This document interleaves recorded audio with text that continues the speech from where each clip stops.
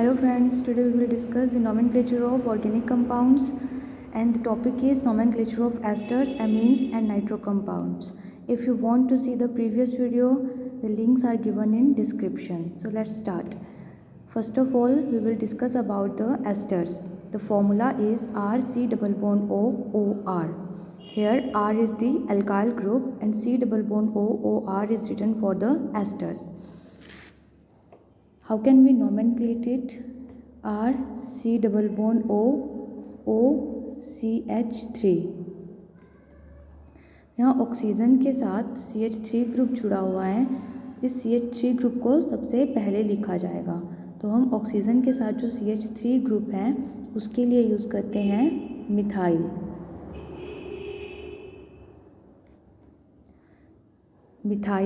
Then we count the number of carbon atoms 1, 2. 2 carbon atoms के लिए लिखा जाता है इथेन. और फंक्शनल ग्रुप जो एस्टर के लिए सफिक्स यूज़ होता है that is O8. O8 is used as a suffix in esters. So the name is methyl ethanoate and common name is methyl acetate. Next is CH3 C double bond O O C2H5.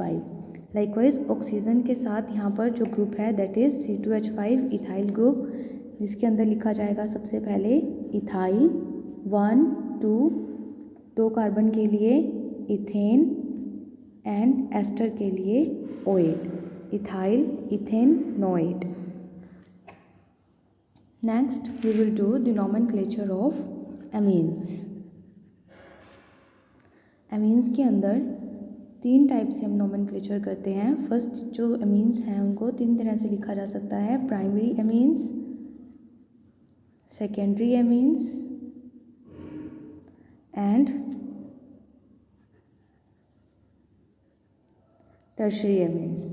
जो primary amines हैं उनके अंदर लिखा जाएगा RNH2,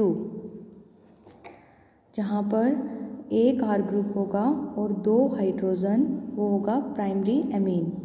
जहाँ R2NH यानी जहाँ 2 R group होंगे और एक हाइड्रोजन होगा उसके लिए लिखा जाएगा सेकेंडरी एमीन. जहाँ 3 R ग्रुप और कोई भी हाइड्रोजन प्रेजेंट नहीं होता that is the tertiary amine. Primary RNH2, secondary R2NH and tertiary is R3N.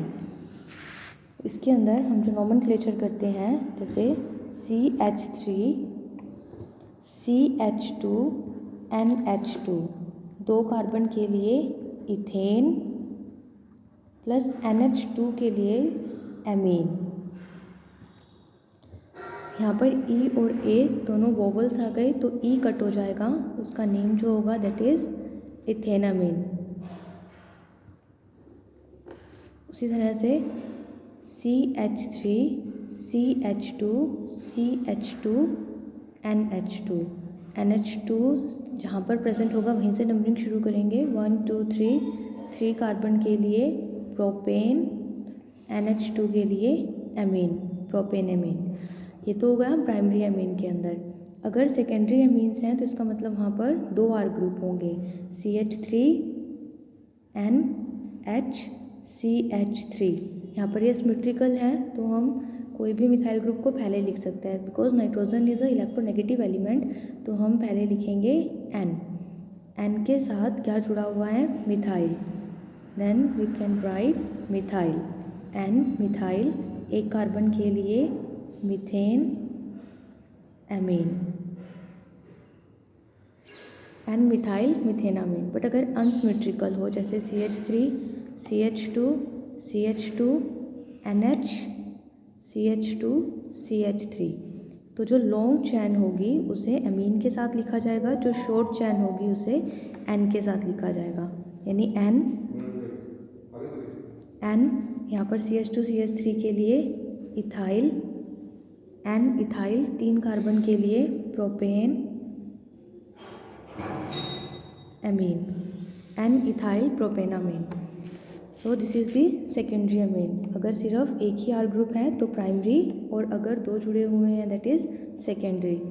Tertiary के अंदर CH3N CH3 CH3, यहाँ पर तीनों ही जब आर ग्रुप होते हैं तब उसे टर्शरी कहा जाता है। तो यहाँ पर दो एज अ सब्स्टिट्यूएंट लिखे जाते हैं और एक मेन चैन के साथ लिखा जाता है। बिकॉज यहाँ पर दो CH3 ग्रुप N के साथ जुड़े हुए हैं तो हम ऐसे लिखेंगे NN डाइमिथाइल मिथेनामीन, NN डाइमिथाइल मिथेनामीन। और अगर अनसिमेट्रिकल है जैसे CH3 CH2N CH3 CH2 CH2 CH3, देखो यहाँ पर सबसे लॉन्गेस्ट चैन जो है वो प्रोपाइल ग्रुप की है तो वो एमीन के साथ लिखा जाएगा, और दो सब्स्टिट्यूएंट हो गए इसके CH3 और CH2 CH3, यानी मिथाइल ग्रुप और इथाइल ग्रुप। ई पहले आता है तो हम पहले लिखेंगे N ethyl N methyl, 3 carbon के लिए प्रोपेन और N के लिए amine, N ethyl N methyl प्रोपेनामीन। Likewise अगर यहाँ पर दो जगह CH3 ग्रुप आ जाए तो NN डाइमिथाइल प्रोपेनामीन। अगर यहाँ पर CH2 CH3 आ जाए, दो मिथाइल ग्रुप आ जाए तो NN डाइमिथाइल इथेनामीन। तो इस तरह से हम प्राइमरी, सेकेंडरी और टर्शरी एमीन का नोमेनक्लेचर करते हैं। Next is nitro compounds.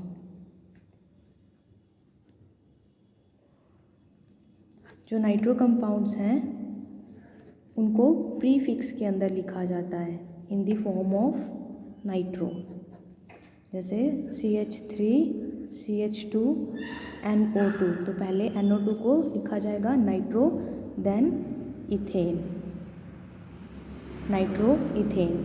CH3 CH2 CH2 NO2 nitro propane.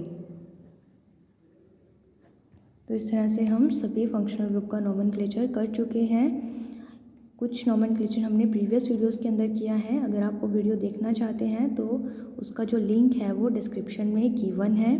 I hope आपको नोमेनक्लेचर समझ आया होगा। Thanks for watching the video. If you like it please like, share and subscribe. Thank you.